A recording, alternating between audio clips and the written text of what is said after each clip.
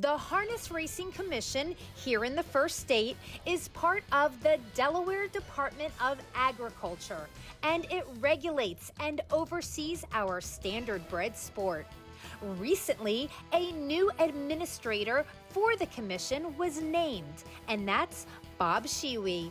He has a wonderful and interesting history in harness racing and came on the show to share that with us and talk about the commission's important activities at the track. Bob, let's kick everything off by learning about your harness racing story and your background. Well, when you told me that we were going to visit today, I was thinking it would be interesting for you to know that I was born in a hospital a few miles away from Sportsman's Park near Chicago. And then we moved a few miles away, and I was about 2 miles from Maywood Park. And so I've always been near a harness track.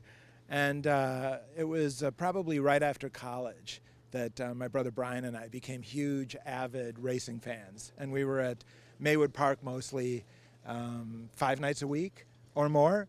And then during the summer, we were at Sportsman's, and in the winter months, we were at Hawthorne. Illinois Harness Racing used to be one of the top 2 or 3 racing jurisdictions in North America.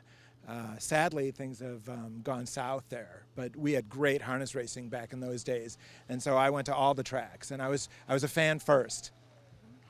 Then how did you get to be paid? I mean, like, isn't that great? You're a fan. Now you're actually making money in a sport that you love. Well, like many fans, past and hopefully in the future, I decided that I would dip my toe in, and a friend of mine and I bought equal shares, 50% shares in a racehorse that we bought privately, and we won our second start. And that's why I'm talking to you. It's a good thing, you know, I did well with my first horse, because then I ended up owning multiple horses about for the next 5 years. And believe it or not, this was almost exactly 30 years ago that I bought my first horse in 1994 in December, right before Christmas. And so I owned horses, and then I actually left the game a little bit. I was still a fan, but I didn't own horses.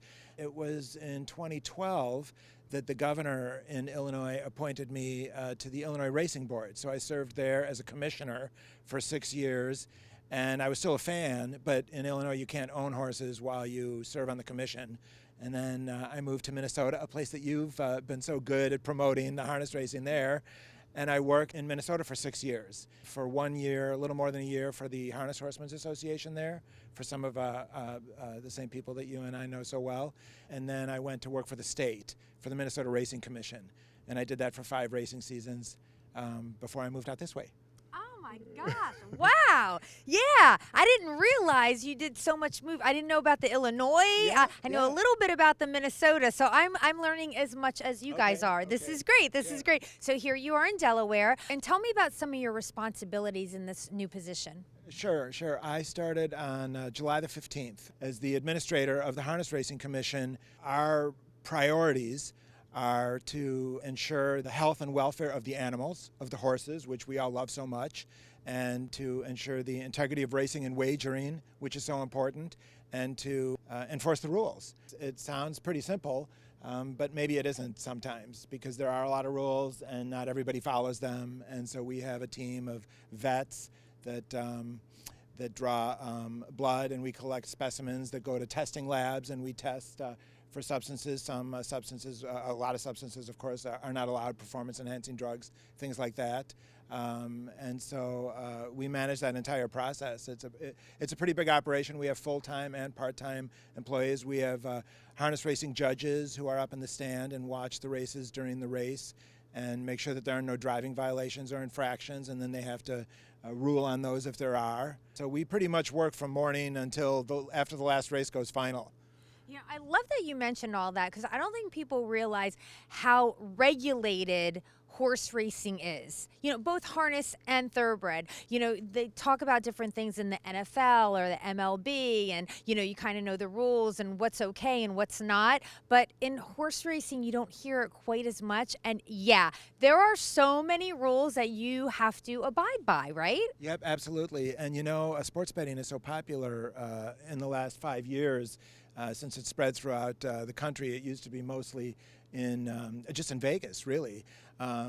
Or illegal bookmakers in most states, but now it's legal in most states, sports betting. But actually, I always like to share with people that harness racing was the first form of legalized wagering in the United States.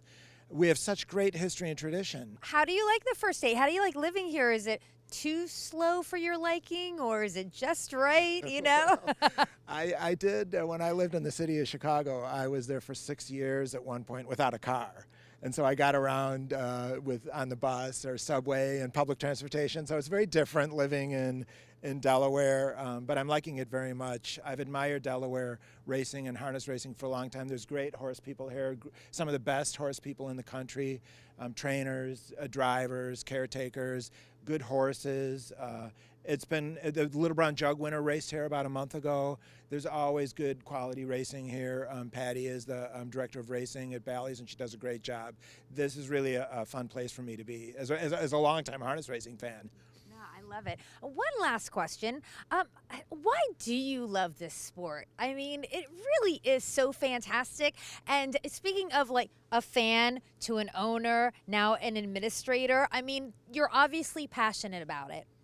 I love the horses, and they all have their own personalities, just like a lot of people that don't know horses, but they know pets, their house pets. Very similar. Horses can be very personable. They can be crabby, and they can be less personable, but I love the animals. I love handicapping. I love being able to pick winners and make winning bets, which aren't exactly the same thing. Some people are good at handicapping and picking winners, but then there's a whole other dynamic when it comes to making profitable bets. I love being at the track. I love the energy. I love visiting other tracks.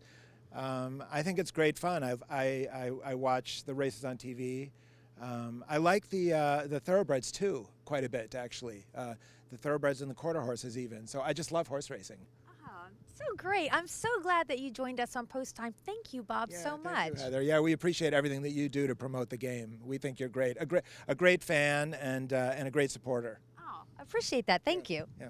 Thank you very much, Heather.